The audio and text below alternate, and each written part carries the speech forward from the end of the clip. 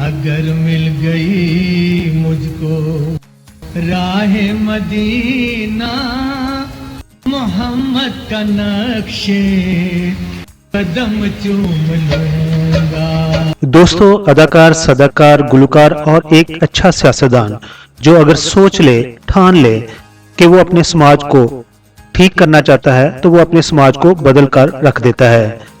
इन बताए गए प्रोफेशनल लोगों से हर बिगड़ा हुआ माशरा अच्छा बन सकता है और हर वेल मैनर स्टेब्लिश माशरा बिगड़ भी सकता है। यानी कि इनसे बड़ा कोई इंकलाबी नहीं हो सकता और इनसे बड़ा कोई मोटिवेटर नहीं हो सकता। इसका एक सबूत बरसगीर के मारूफ गुलकार मोहम्मद रफी साहब थे।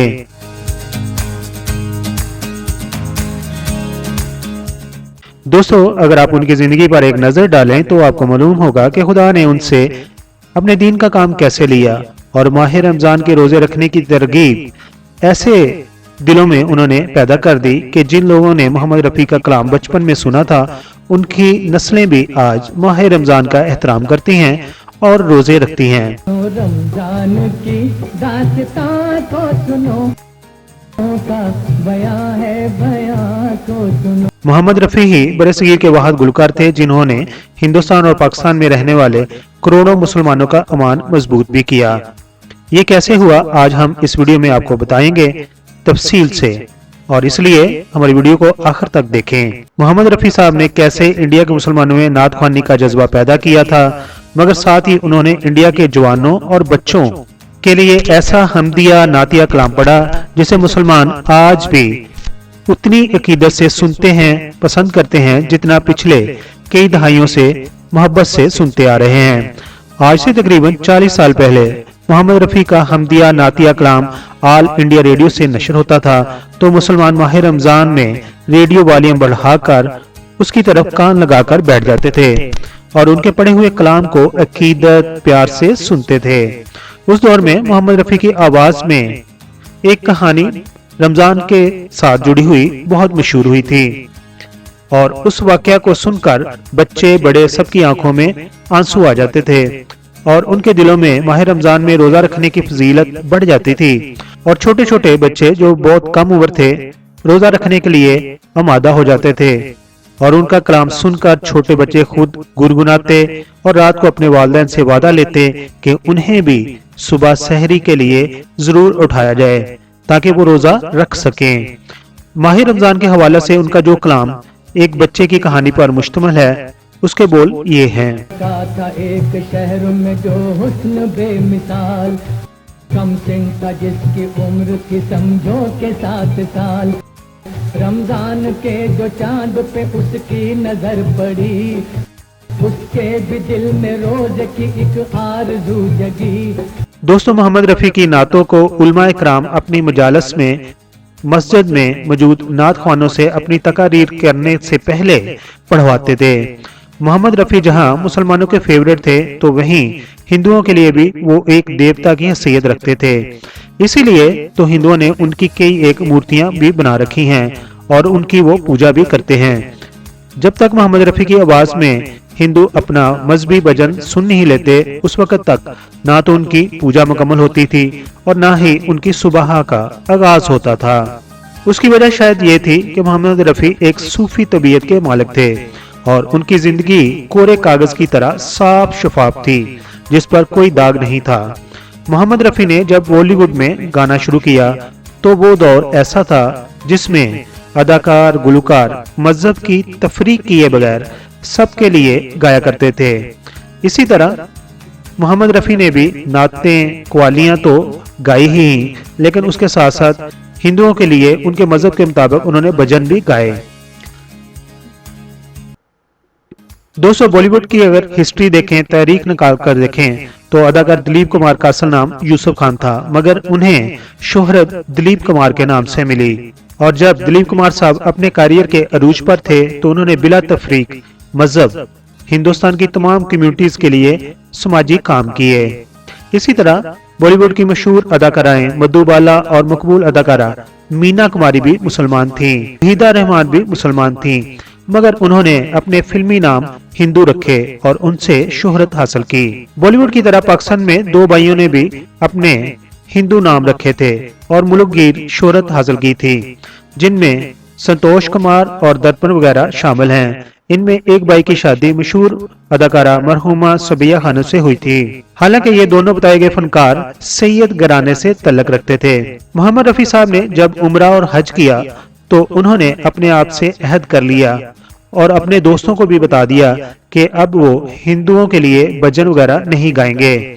अलबत्ता उन्होंने कहा कि गाना मैं छोड़ नहीं सकता, क्योंकि गाना गाने से जो आमदनी हासिल होती है उससे उनका घर का चूल्हा चलता है। हाँ, वो ये कहते थे कि मैं वो गाने नहीं गाऊंगा जिनमें शिरकिया अल्फाज होते हैं। मोहम्मद रफी साहब की ये बात एक दिन लता तक पहुंच गई तो लता ने भी ऐलान कर दिया कि अगर मोहम्मद रफी हिंदुओं के मजहब के लिए भजन नहीं गाएंगे तो वो भी नाते नहीं पढ़ेंगी।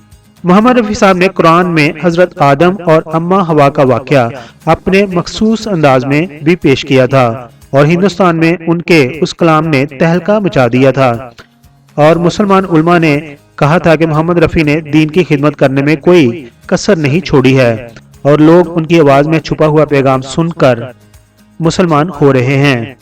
सुनो मैं दास्ताने हजरत आदम सुनाता हूँ, आबाद कैसे ये जहां तुमको बताता हूँ। या नबी सलाम अलैका, या रसूल सलाम अलैका। पलक खोला खुदा के नूर का मैं आशियाना हूँ, ज़मीं बोली उन्हीं जलवों का मैं भी आस्ताना हूँ।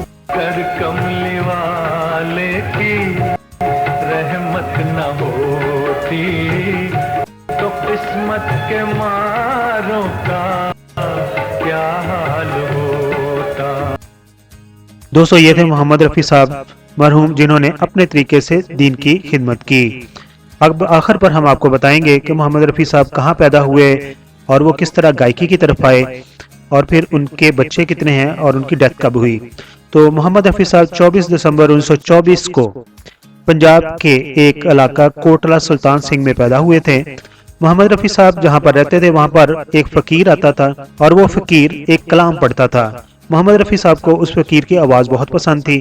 कभी कभी तो वो फकीर आगे पढ़ता जाता था और मोहम्मद रफी उसके पीछे पीछे चलते थे और वही अल्फाज दोहराते थे और वहीं से ही उन्हें फिर गायकी का शौक पैदा हुआ और जब बड़े हुए तो उनके भाई ने उन्हें बाकायदा गायकी की तालीम भी दिलवाई। मोहम्मद रफी साहब बड़े सगीर के वो गुलकार थे जो अपनी आवाज के ऊपर वाले सुर में इंतहाई आसानी से गा लेते थे, यानी कि ऊपर वाले सुरों में जब वो जाते थे तो उनकी आवाज फटती नहीं थी।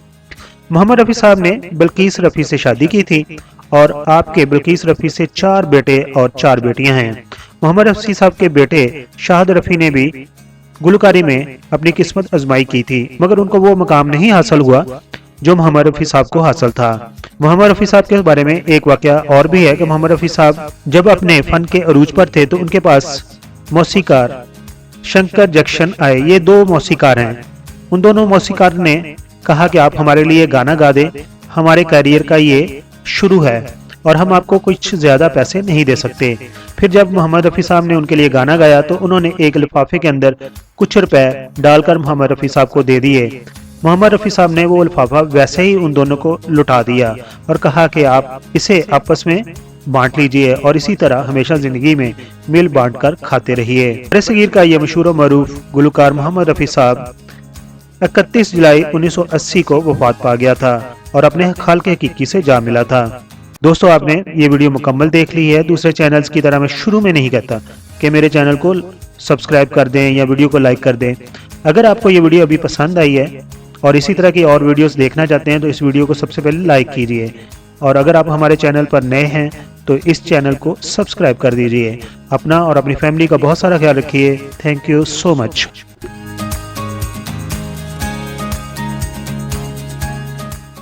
दोस्तों, अगर आपने हमारा चैनल अभी तक सब्सक्राइब नहीं किया तो प्लीज सब्सक्राइब कर दीजिए और हमारे साथ जुड़े रहिए।